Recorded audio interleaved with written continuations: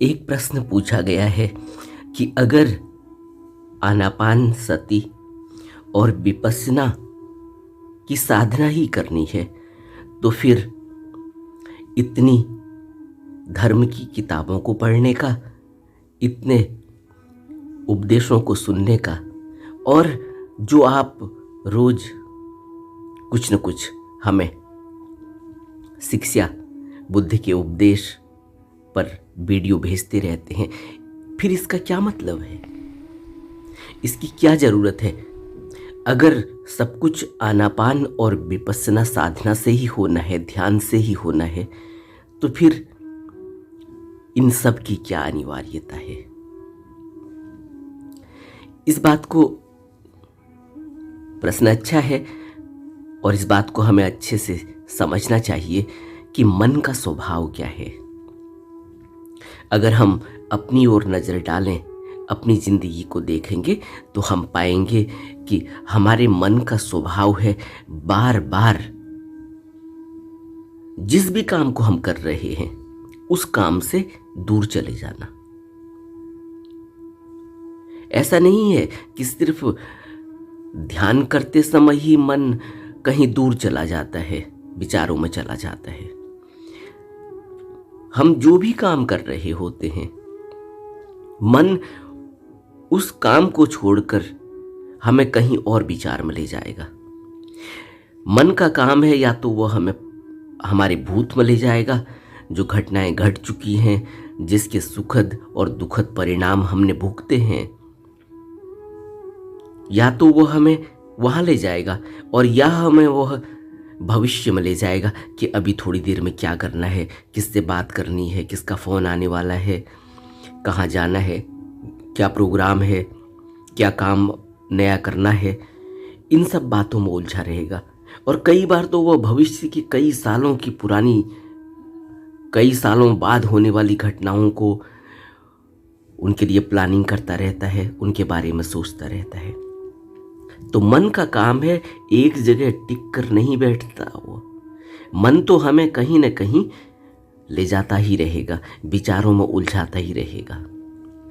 और मन की इस अवस्था से मन को निकालकर बार बार अपने उस प्रोजेक्ट में लगाना, अपने उस उद्देश्य की तरफ लगाना जो हमारा मुख्य उद्देश्य है। और हमने अपने जीवन का मुख्य उद्देश्य जो बनाया है वह है ध्यान साधना और आध्यात्मिक प्रगति, बुद्ध के बताए हुए मार्ग पर चलना और समाधि और निर्वाण की अवस्था प्राप्त करना ही हमारा मुख्य उद्देश्य है।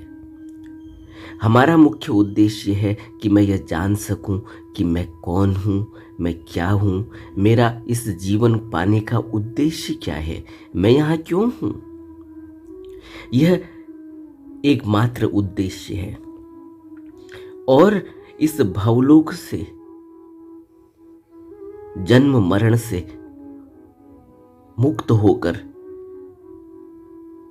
परिनिर्वाण की अवस्था को प्राप्त करना धर्म के मार्ग पर चलने का मुख्य कारण है। अब प्रश्न उठता है कि फिर जो पूछा गया है कि यह सब करने की क्या जरूरत है? यह सब इसीलिए करने की जरूरत है कि मन एक जगह रुकता नहीं है। मन का काम है, मन का स्वभाव है कि चलते रहना। और यही प्रश्न, ऐसा नहीं है कि यह प्रश्न कुछ मित्रों ने के मन में आया होगा, किसी ने पूछा है। यह प्रश्न तो राजा मिलिंद ने पूछा है भिक्षु नागसेन से कि भिक्षुओं को धर्म ग्रंथों का पाठ से क्या लेना देना, प्रश्न पूछने से क्या लेना देना, प्रवचनों से क्या लेना देना, गद्य पद्य मिश्रित ग्रंथों से क्या लेना देना, व्याख्याओं से क्या लेना देना, काव्यों से क्या लेना देना, आरंभ में होने वाली घटनाओं को या जातक कथाओं को जो जिनका अब कोई मतलब नहीं है, इनका सब क्या लेना देना एक भिक्षु को। नए नए भवनों का निर्माण करना, नई नई इतनी बड़ी बड़ी लाइब्रेरियां बन रही हैं, इतने बड़े बड़े शिक्षा के स्थल बन रहे हैं, इनका क्या लेना देना? इतनी चिंता क्यों करते हैं भिक्षु? और भिक्षु संघ को दिए जाने वाले दान को क्या मिला क्या नहीं मिला, इतनी फिक्र क्यों है? इसका इतना हिसाब किताब क्यों रखा जाता है? यह राजा मिलिंद का प्रश्न है भिक्षु नागसेन से। तो नागसेन कहते हैं, प्रश्न पूछना, भवन निर्माण के कार्यों का निरीक्षण करना, मिलने वाले दान की ओर ध्यान देना, इनमें से हर एक बात भिक्षुओं की किसी न किसी आध्यात्मिक सहायता के लिए सहायक होती है। जो लोग इन कार्यों में व्यस्त रहते हैं वे अहरत्व की प्राप्ति के लिए प्रयत्नशील होते हैं, और जो भिक्षुगण स्वभाव से ही परिशुद्ध हैं, जिनके मन उनके पूर्व कुशल कर्मों से प्रभावित हैं, एक पल में अहरत्व को प्राप्त हो सकते हैं। लेकिन जिनके मन अकुशल कर्मों से भरे हुए हैं, अकुशल कर्मों से कलुषित हैं, उनके लिए ये सभी बातें अहरत्व की प्राप्ति में बड़ी मददगार होती हैं। भिक्षु नागसेन यह कहना चाह रहे हैं कि जब हम सेवा करते हैं तो सेवा और धर्म का पठन पाठन करना, भिक्षु संघ में सहायता करना, और जो भी कार्य चल रहे हैं, निर्माण कार्य चल रहे हैं, उनमें सेवा करना, यह उन भिक्षुओं के लिए जिनके अभी अकुशल कर्म हैं, जो धीरे धीरे धर्म की राह पर चल रहे हैं, उनके लिए अहरत्व के प्राप्ति के लिए और अहरत्व के मार्ग पर चलने के लिए यह बहुत सहायक है, क्योंकि सेवा से मन निर्मल होता है। जब वह उस संघ से जुड़ा रहेगा, कार्यकलापों में लगा रहेगा, तो उसका मन फिर उन सब कार्यों में ही व्यस्त रहेगा और बार बार धर्म की बातों, धर्म की चिंता और अपने आप को आगे ले जाना, अपने आप को धर्म की राह पर आगे बढ़ाने के लिए ध्यान साधना में प्रयासरत रहने के लिए यह आवश्यक है कि वह सेवा में लगा रहे, सेवा से जुड़ा रहे। और आगे नागसेन फिर कहते हैं कि जब सभी आदमी स्वभाव से पवित्र हो जाएंगे, तब ऐसे कामों में दिलचस्पी लेने की कोई आवश्यकता ही नहीं रहेगी।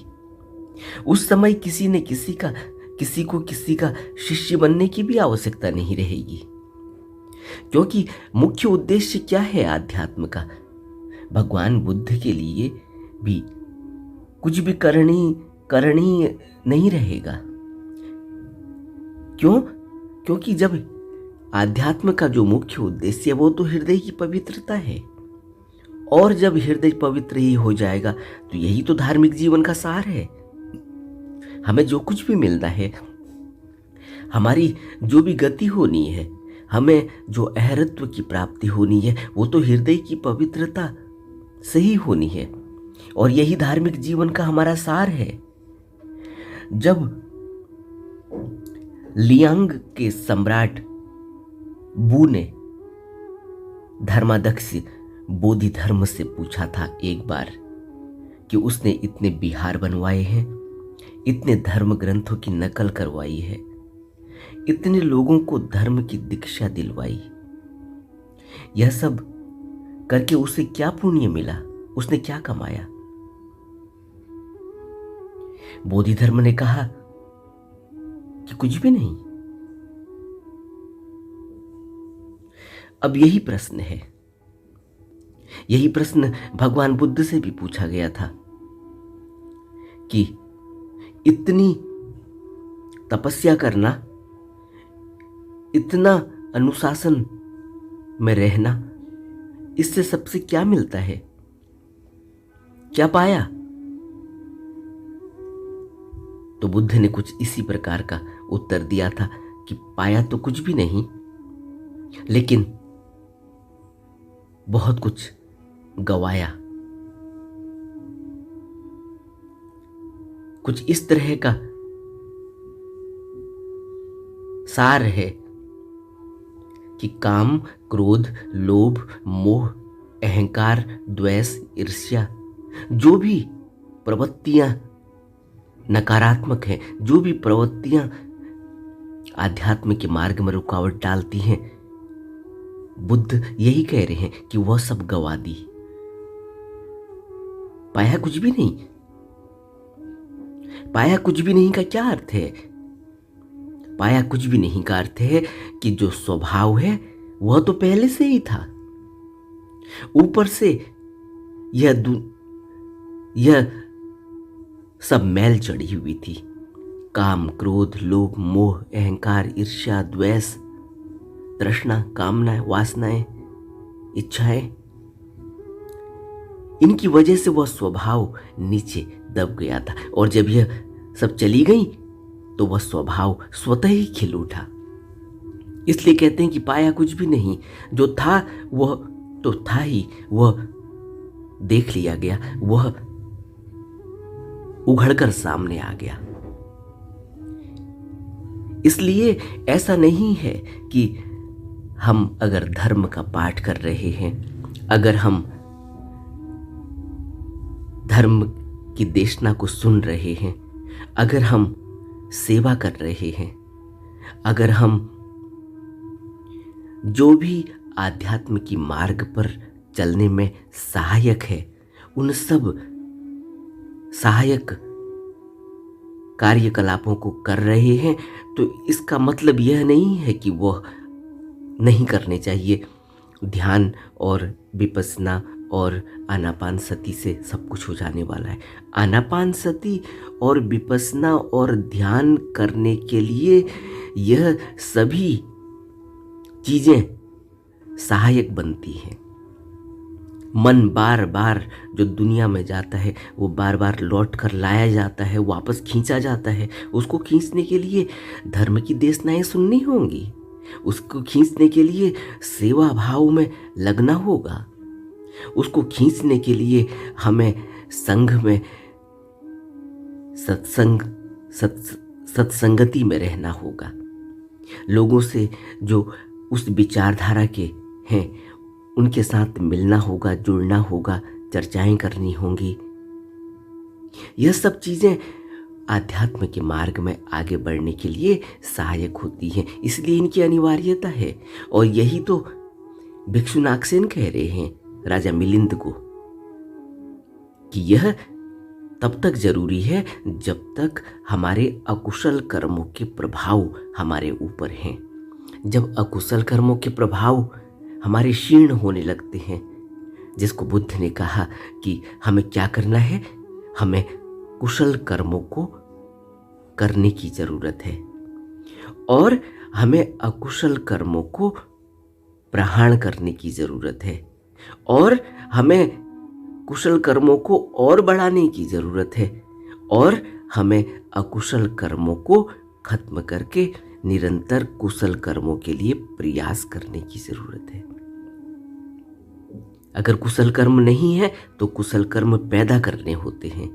अगर अकुशल कर्म है, अकुशल कर्मों का प्रहाण करना होता है, उनको खत्म करना होता है और उनकी जगह कुशल कर्मों को बढ़ाना होता है। जैसे जैसे कुशल कर्म बढ़ने लगेंगे वैसे वैसे अकुशल कर्म कम होने लगेंगे।